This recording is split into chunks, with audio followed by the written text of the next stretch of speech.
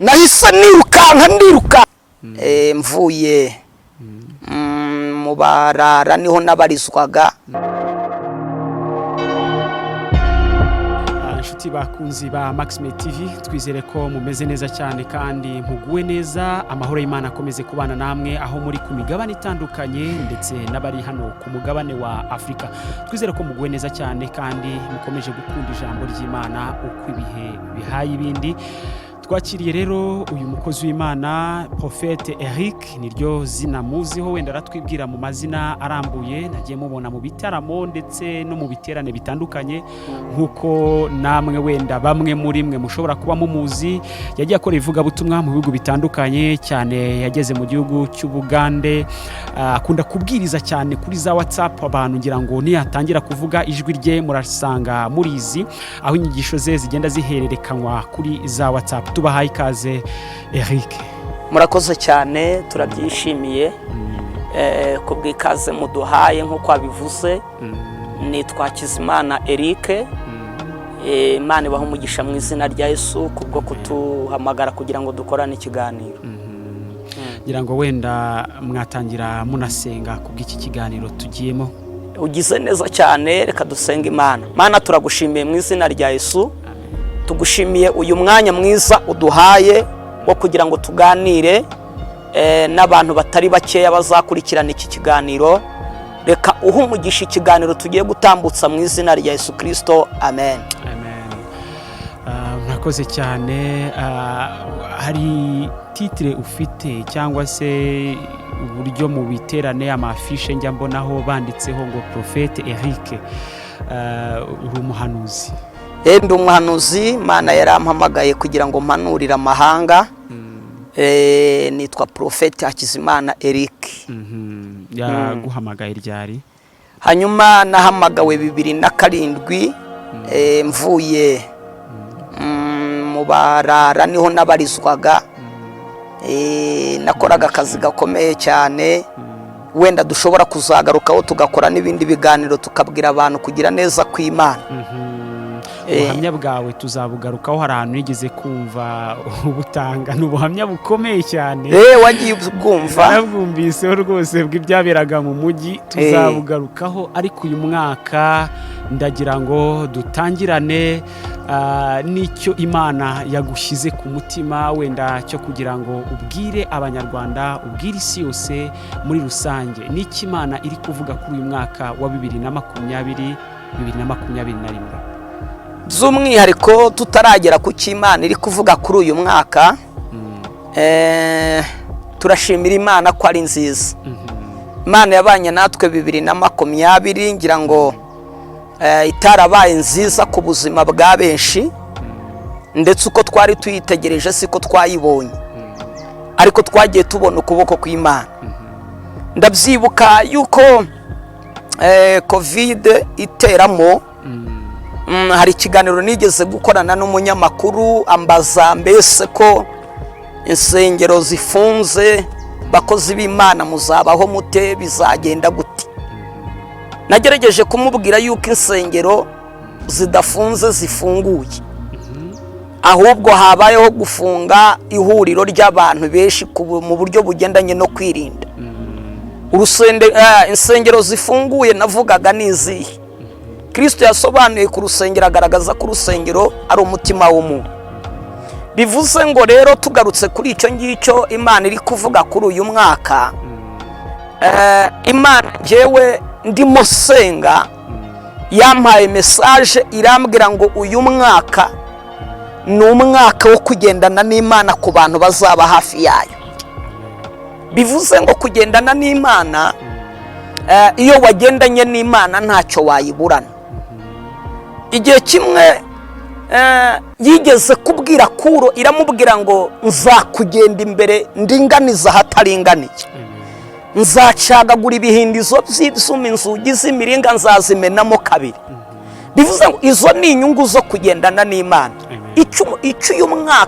Uyu mwaka icyo Imana iri kuvugaho cyo nuko ari umwaka uzabonekamo ibibi byinshi cyane, ariko habitsemo n'ibyiza byinshi cyane. Muri ibyo bibi rero Imana yantangarije yuko umuntu uzagira ishyaka ryo gushaka mu maso hayo izagendana nawe, hanyuma ikagenda imurengera muri ibyo bibi, ikamutabara, ikamwereka ukuboko kwayo. Nuko gahunda zimeze. Hanyuma mu gusenga noneho ubona abantu bagiha agaciro gusenga nk'uko ibihe byashize babikoraga? Hanyuma ubu ngubu nibwo bamenye agaciro kabyo neza, kuko abantu basa naho bagiye bagwa umwuma, bagakumbura guterana kwera, bagahita babona inyungu z'amateraniro zo gusenga. Kuri rwa rwego nganira n'abantu batandukanye, nkumva bafite inyota yo kongera guterana kwera bisanzuye, kuko urabona heshi nubwo wenda hakinguye guterana upfutse umunwa ugasenga upfutse umunwa.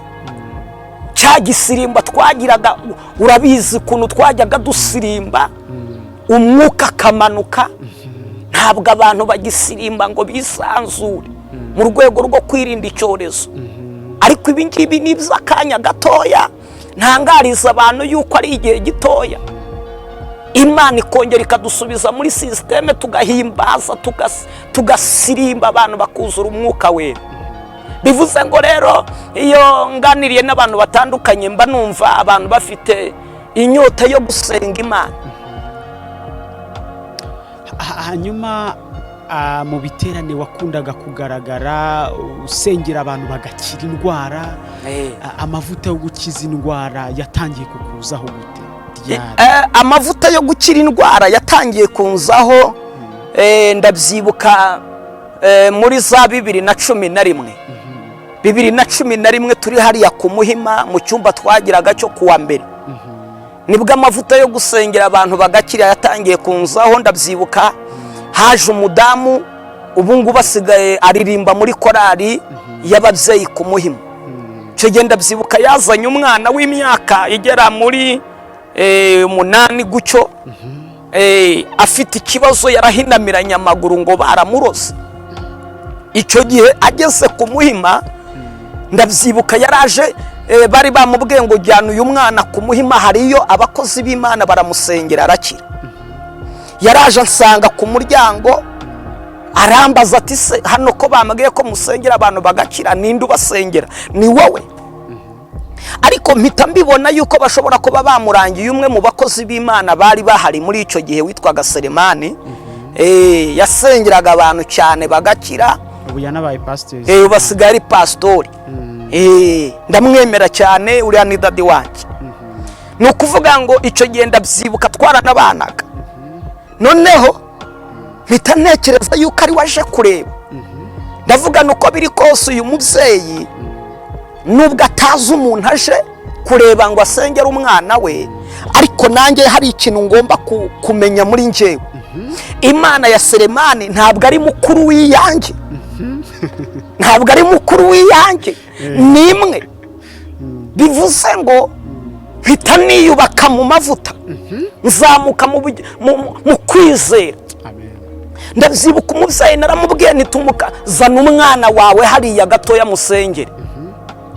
Hanyuma aramuzana, ndambuye ikiganza gatoya, mbona umwana ntabwo ahagurutse. Ndasenga mbona ntabwo ari guhaguruka. Ntangira kubona abadayimoni bashaka kunsuzugura. Ariko mpita nibuka cya cyanditswe kiri mu byakozwe n'intumwa cya Petero na Yohana, uburyo babwiye ikimuga bakakibwira ngo ifeza n'izahabu ntabyo dufite. Bageze ku irembo ryitwa ryiza. Ku irembo ryitwa ryiza. Hanyuma iki kirema ngo kirabatumbira kizi ko bari bugihereze. Ariko ngo Petero aza gushira amanga, agifata ukuboko aragihagurutsa mu izina rya nde? Yesu. Ndabyibuka nafashe umwana ikiganza ndamubwira ngo ndaguhagurukije mu izina rya Yesu. Umwana ahita ahaguruka ako kanya. Ahagurutse mbona atangiye kudandabirana. Mpita mvuga ngo ndategetse amagufwa yawe nakomere. Ndabizi mu mpano Imana yampaye impano yo gutegeka. ndabyibuka umwana yarahagase mbona arakomeye ndamubwira nti tera intambwe arayitera atera iyindi biremera atera iyindi biremera mama we yari yambaye ishapure yari umukatolika ahita agurukira hejuru aravuga ati Yesu we ndakubonye mpita nanjye nirukanka musiga aho ngaho abantu barahurura. Wirukanse ujya mu biki? Nahise mvuganire reka niyirukire he kugira abantu bambona musiga aho ngaho ndiyirukira ko numvise nanjye bindenze. Abo bantu kukubona byari kukugiraho ngaruka ki? Hanyuma numvaga nanjye sinzi bimbayeho numva mpita nirukanka ndigende. Hanyuma z'umwihariko uburyo nirukanse ni ibintu nawe byakubaho. Nahise nirukanka mpitanze igihe nirukankaga ndabyibuka abantu twahuye nirukanka barambajije ati se habaye iki?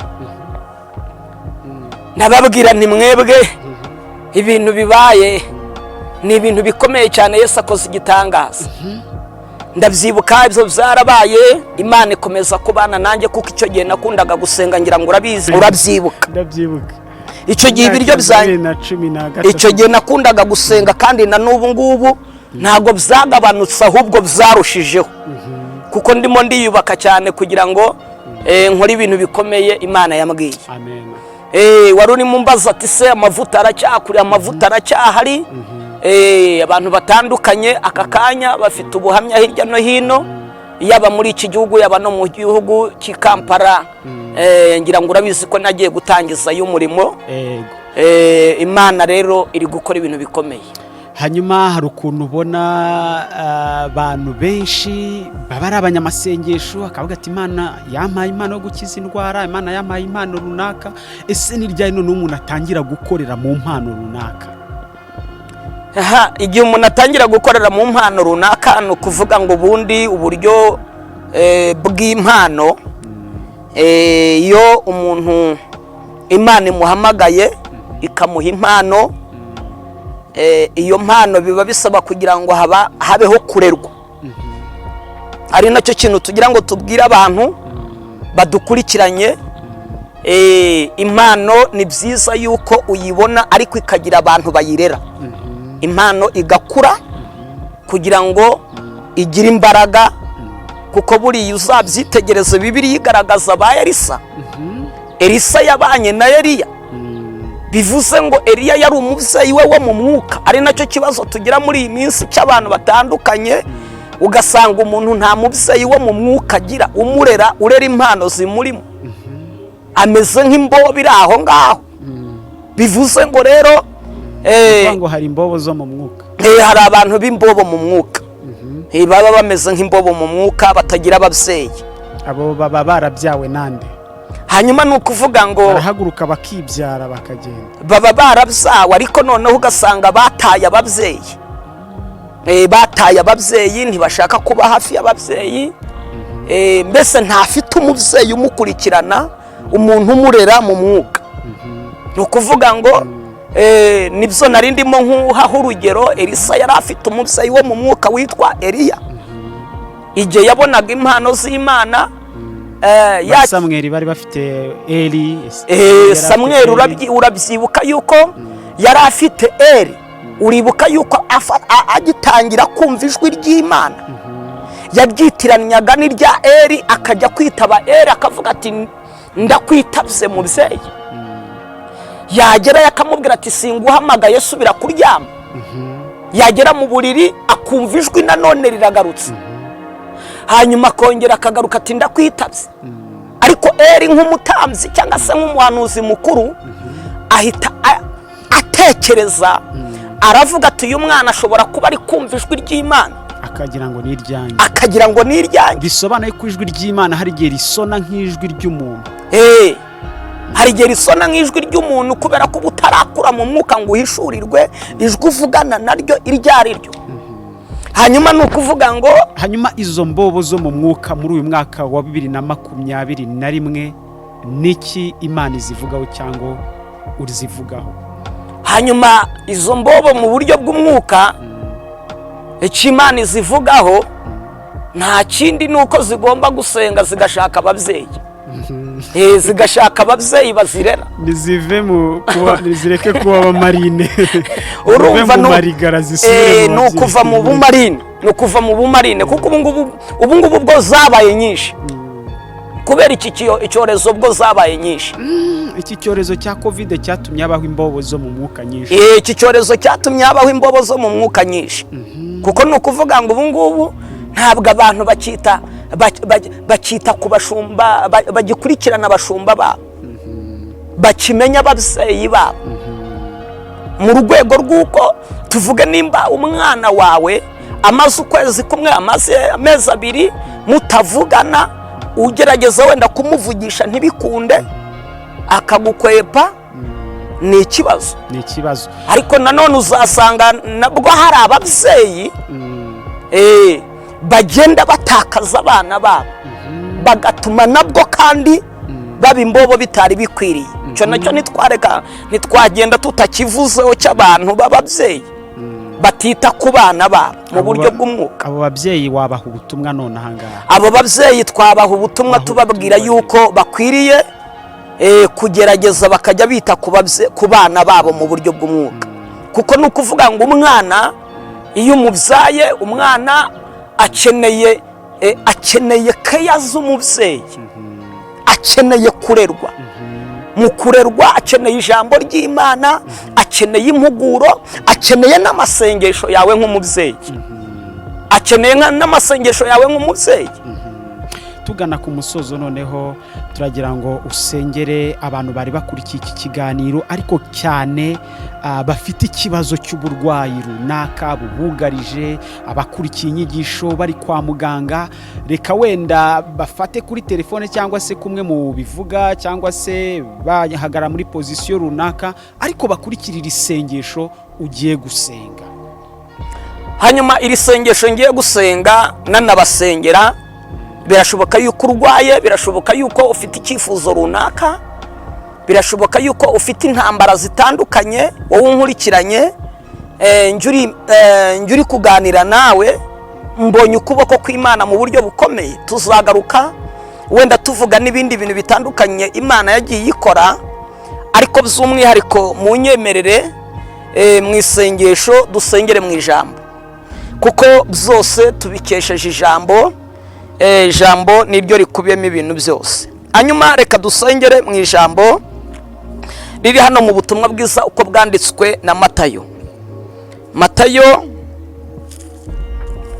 Kabariho dusengera mu bice 8.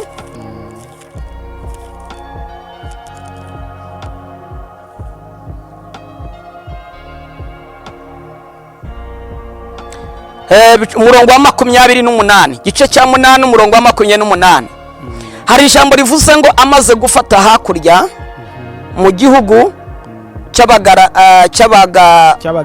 cy'Abagadarena ahura n'abantu 2 batewe n'abadayimoni bava mu mva, bari abasazi cyane, bituma ari nta watinyukaga kunyura muri iyo nzira.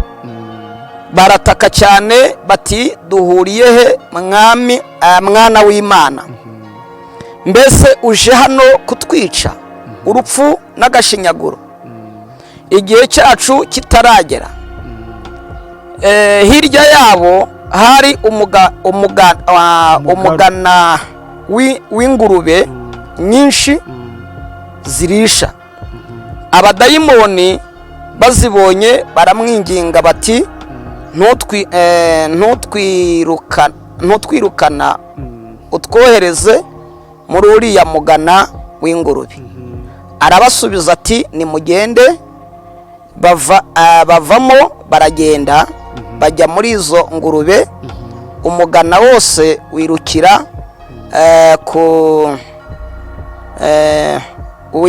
wirukira ku gacuri, zisuka mu nyanja zipfira mu mazi. Reka turekera aho ngaho wenda. Turabona Yesu akoze icyo gitangaza cy'uko bamubonye bari abagabo barimo abadayimoni bakikanga bavuye mu mvu bati ntutwice igihe cyacu ntikiragera ahubwo twohereze muri uriya mugana w'ingurube. Bahisemo ahantu bigira. Yesu nawe ahita aboherezamo. Hanyuma muri iri jambo rigufiya wenda tugira ngo dusengeremo, ni ijambo shaka gukuramwo teme ivuga ngo mu byo uzahura nabyo muri uru rugendo rw'uyu mwaka rutazaba rworoshye kandi rutazaba runakomeye cyane ku bantu bazaba bari kumwe n'Imana.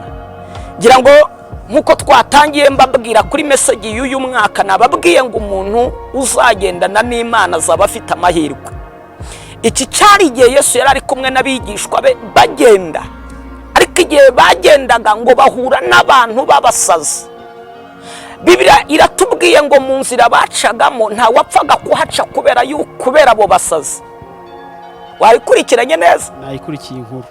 Muri iyo nzira nta bapfaga kuhaca kubera abo basazi. Bivuze ngo natwe muri uyu mwaka hari inzira nyinshi shitani adashaka ko tuzanyuramo kandi zirimo umugisha wacu.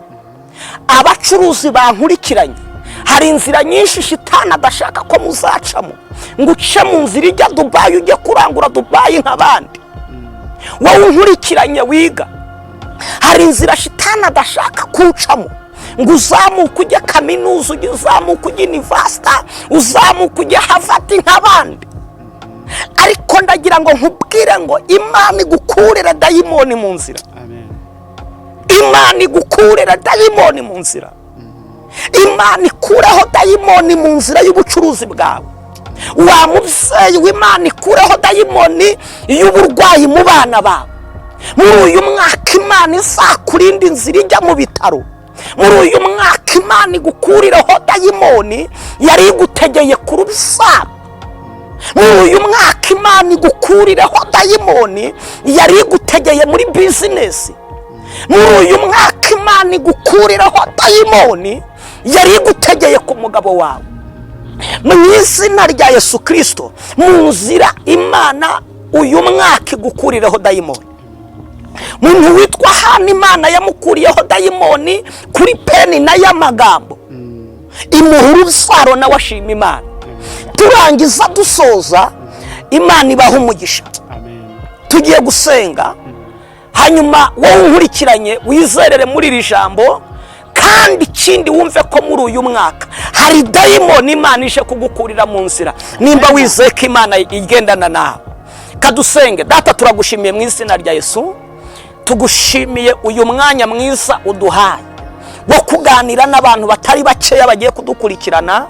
Muri uyu mwanya ndasenze kubw'umugabo unkurikiye, ndasenze kubw'umubyeyi, ndasenze kubw'umukobwa, kubw'umusore, kugira ngo ukureho dayimoni mu nzira uyu mwaka, guhera muri uku kwezi kwa mbere, kwa kabiri, kwa gatatu, kwa kane, kwa gatanu, kwa gatandatu, kwa karindwi, kwa munani, kwa cyenda, kwa cumi, kwa cumi na kumwe, kwa cumi n'abiri, udukurireho dayimoni. Tubona ukuboko kwawe gukomeye. Urakoze kubyumvise. Icyubahiro ni kibi cyawe mu izina rya Yesu. Amen. Amen. Hanyuma nekereza ko abantu bari badukurikiranye, twabaha nimero ushatse kutuvugisha kubw'ikiganiro wumvise ugakenera ko tugufasha gusenga, wamvugisha kuri nimero 078 2382 582. Iyo nimero iba kuri WhatsApp, ushobora kunyandikira, ushobora kumpamagara, hanyuma tugasengana Imana. Imana ibaha umugisha. Kandi inyigisho zanyu wenda bazibona hehe? Inyigisho zanjye ushobora kuzisanga ku Mavuta TV, hanyuma ukakomeza kugenda uhabwa umugisha, ufashwa, kandi Imana ikomeze kubaha umugisha. Uyu mwaka uzababera uwishya n'uwihirwe, muzawuronke mu byinshi, kandi muzabone ukuboko kwiza kw'Imana muri byose. Imana ibaha umugisha.